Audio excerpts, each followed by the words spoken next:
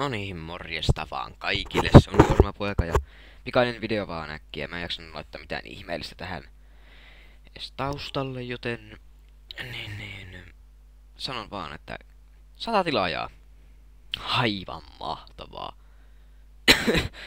Siis 100 tilaajaa siis nyt täynnä ja mä siis tässä nyt kuvaan.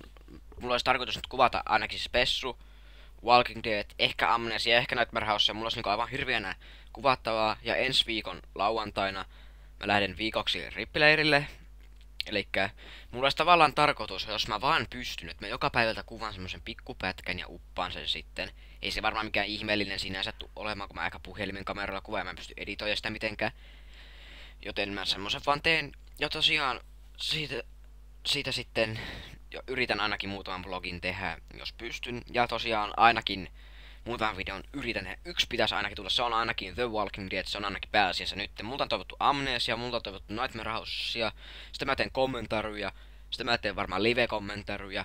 Sitten en mä tiedä mistä kaikista mä teen pelejä, mutta kyllä nyt on tulossa taas settiä. Kiitoksia kaikille tilaajille. Kiitoksia, onko niitä nyt 112 tilaajaa. Kiitoksia Suomen pelaajille, jotka uppasivat tämän videon, jotka antavat mahdollisuuden uusien tilaajien tulla. Nyt kun te oot tilannut mut, mä yritän tehdä enemmän taas videoita.